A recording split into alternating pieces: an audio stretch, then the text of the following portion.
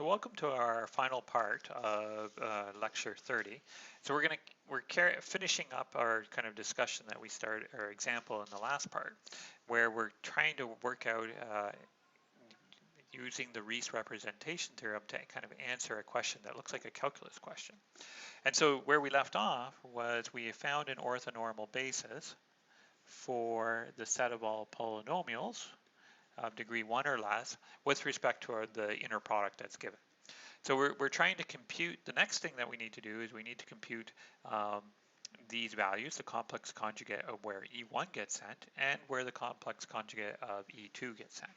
Now we can make a little observation that since note that in our case our field is R, so the complex conjugate of this guy is just the same thing as phi of E1, and the complex conjugate of phi of E2 is just phi of E2, because these guys, phi of E1 and phi of E2 are just real numbers. So they're equal to its complex conjugate.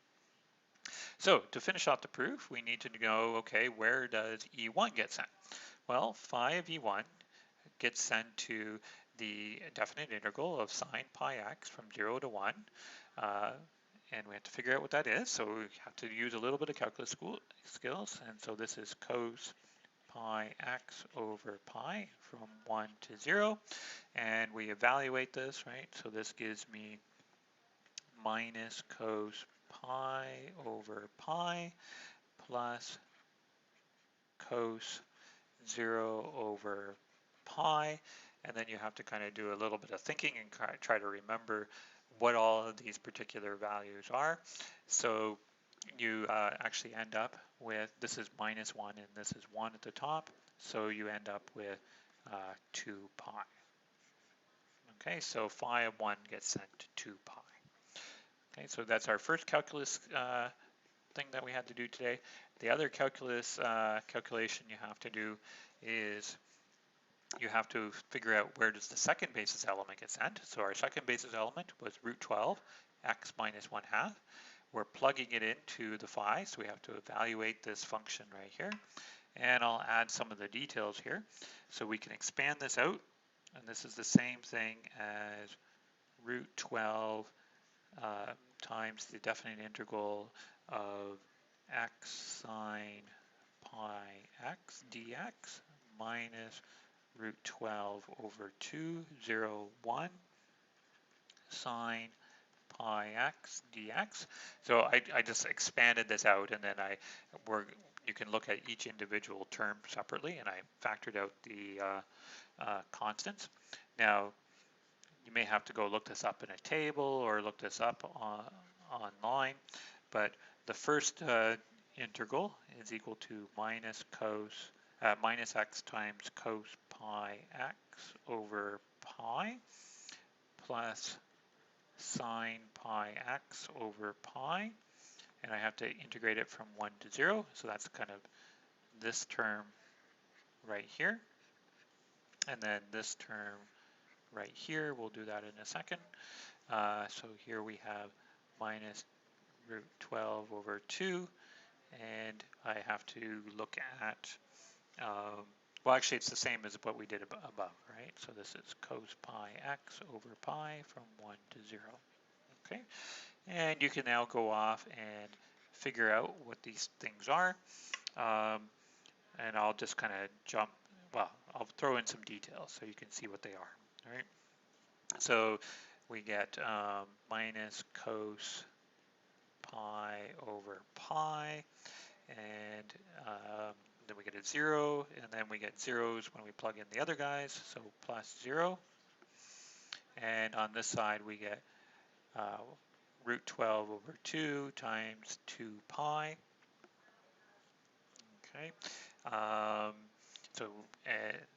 then what does this become? Cos pi is negative 1, so we get a 1 over here, so we get root 12 over minus 1 times minus 1 over pi. Here the 2's cancel, so we get root 12 over pi, and so we have a positive root 12 over pi minus a root 12 over pi, so it gives me 0. Okay, and so now what we have is this is where, so let me just kind of summarize. So phi of E2, complex conjugate, is the same thing as phi of E2, which is 0. Okay, so putting the, maybe I have it right here. So the final step, right, is to return the u that you need. So we put all our pieces together. So our u is equal to 2 pi times our first basis element, right? E1 is 1. The complex conjugate of 5E1 is 2 pi plus 0 times the second basis element. We don't need to know what the second basis element is because it's 0, so it gives me 2 over pi. And just to kind of wrap it up, some conclusions. So what we have is that for all polynomials, integrating from 0 to 1 of px times sine pi x is the exact, you will get the exact same value if you do 0 to 1 px times 2 pi over dx. Okay, they're the exact same thing. So that's kind of remarkable. I think that's kind of remarkable that we could have like a trig function over here, and we can, and if we restrict the interval on which we're integrating, you can actually get rid of the trig and just replace it with some sort of polynomial. And now you could, of course, you could make things way more complicated than I did in this particular example, but hopefully this gives you an idea of kind of what we're, how the Riesz representation theorem comes into play. And not only that, you get to see an example of the Graham-Schmidt process, which we did in step 1. Okay, so jumping to the end here, I've got my little dinosaur here, and he's kind of telling you what the key ideas are. So the key ideas for today, as he's telling you, is linear functionals and the Riesz representation theorem. So that's it for today's lecture. In the next lecture, we're going to jump to chapter 7, and our last couple lectures will focus on that chapter. Okay, have a great day.